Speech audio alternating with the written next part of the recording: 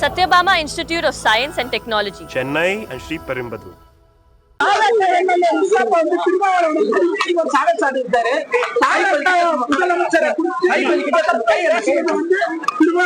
கேட்கவே இல்லை. ஆனா முதல்ல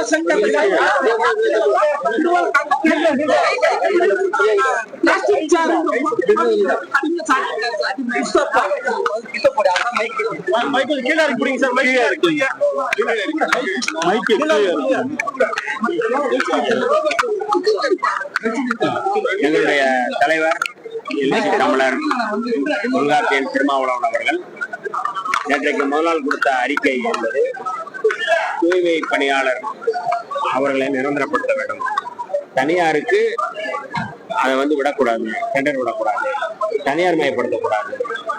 இந்த அறிக்கையை வைத்துதான் நீங்க சொல்ற சட்டமன்ற உறுப்பினர் இந்த மாதிரியான ஒரு கேள்வி, அதாவது விமர்சனம் செய்தார். அதாவது எங்களுடைய தலைவரை விமர்சனம் செய்வதற்கு அடிப்படையான காரணம் நேற்றைக்கு முதல் நாள் எங்களுடைய தலைவர் கொடுத்த அறிக்கை. அந்த அறிக்கையை ஏற்றுக்கொண்டு மாண்புமிகு முதல்வர் அவர்கள் தூய்மை பணியாளர் தனியார் மயப்படுத்துவதை நிறுத்தி இருக்கிறார்கள். அதாவது எங்களுடைய கோரிக்கையை மாண்புமிகு முதல்வர் அவர்கள் ஏற்றிருக்கிறார்கள். அதற்கு முதலில் நான் மாண்புமிகு முதல்வர் அவர்களுக்கு விடுதலை சிறுத்தைகளின் சார்பில் நான் நன்றியை தெரிவித்துக் கொள்கின்றேன். ஆக இந்த விமர்சனம் என்பது எங்களுடைய தலைவர் ஆக்கப்பூர்வமான விமர்சனத்தை மாண்புமிகு முதல்வர் அவர்களே ஏற்றுக்கொண்டதனால் அவருடைய விமர்சனத்தை நாங்கள் புறக்கணிக்கிறோம். பட்டியலின மக்கள் மேம்பாட்டுக்காக தாட்கோ உருவாக்கப்பட்டிருக்கு. தாட்கோல கடனுதவி கேட்கும் பொழுது அந்த கடனுதவி தேசியமயமாக்கப்பட்ட வங்கிகளுக்கு அந்த பயிர் அனுப்புறாங்க. ஆனா அங்க பாத்தீங்கன்னா அதிகப்படியா இந்தி தேர்தல் மட்டும்தான் இருக்கிறாங்க. பெரும்பாலான தேசியமயக்கப்பட்ட வங்கிகள்ல தமிழ் தேர்தல் பணியாற்றுறது கிடையாது. இதனால அவங்க அந்த என்ன தொழில் செய்ய போறது பெரிய தடை ஏற்படுறதோடு அவங்களுக்கான முறையான அந்த கடன் உதவி கிடைக்கிறது இல்ல. எதிர்காலத்துல கூட்டுறவு வங்கி மூலமாக வங்கி கடன் வழங்கப்படுவோம். இல்ல, அதாவது இந்த தாட்கோ பிரச்சனை அப்படிங்கிறது நீண்ட காலமா லோனுக்கு அப்ளை பண்ணவங்களுக்கு அது ரொம்ப கடினமா இருக்கு. அவன் லோன் கிடைப்பதற்கு என்ன மாதிரியான எளிமைப்படுத்துவது, தாட்கோ விண்ணப்பித்த அத்தனை பேருக்குமே எளிதில் கிடைக்கக்கூடிய வகையில, இன்னும் கூடுதலா எவ்வளவு விரைவில் கிடைக்கக்கூடிய வகையில நாங்க அதை ஒரு செயல் திட்டமா கொண்டு வந்திருக்கோம். அது விரைவில் நாங்கள் அறிவிப்போம். தாட்கோ இனிமே எல்லோருக்குமான விரைவில் அந்த லோன் கிடைப்பதற்கான வசதி வாய்ப்புகள் நாங்கள்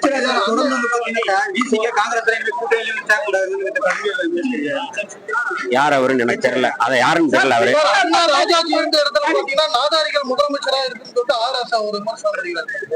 அதான் ஏற்கனவே ஆராசா அவர்கள்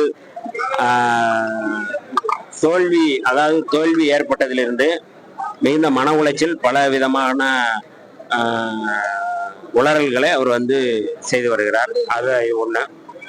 இப்ப அவர் விடுதலை சிறுத்தைகளை, இடதுசாரிகளை அவர் தாக்குதல் நடத்துவதன் மூலமாக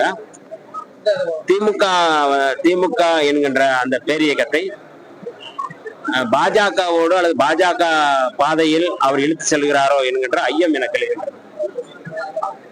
ஒரு திராவிட இயக்கம், திராவிட கொள்கைகளை அழுத்தமாக வலிமையாக பேசி வருகின்ற இயக்கம் விடுதலை சிறுத்தைகள் இயக்கம், இடதுசாரி இயக்கம்.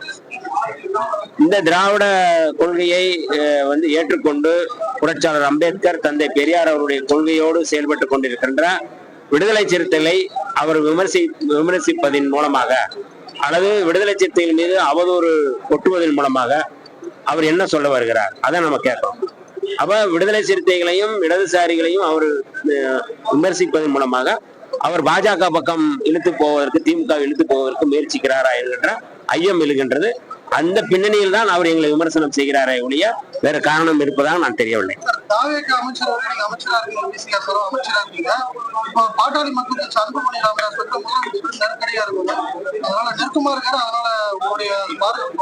புரியல, என்ன சொல்றீங்க? பாட்டாளி மக்கள்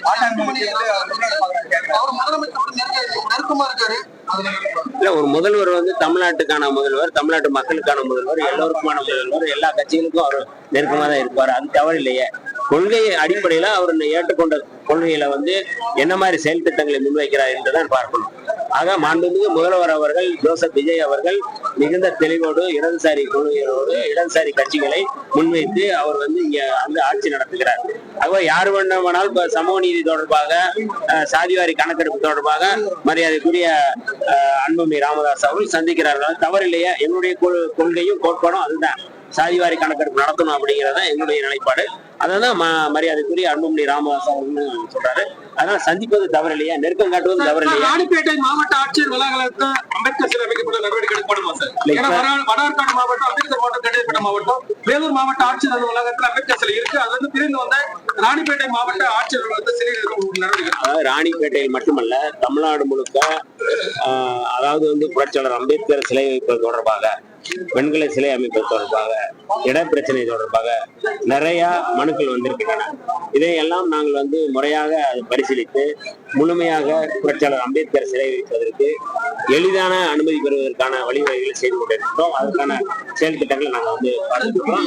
விரைவில் வந்து அந்த எளிமைக்குள்ள பகுதியில் வந்து ஒரு 3-4 ஆண்டுகளமா அம்பேத்கர் சிலை தலையெல்லாம் நடவடிக்கை எடுக்கிறீங்க. தலையே இல்லாம Satyabama Institute of Science and Technology, Chennai and Sri Perumbadur.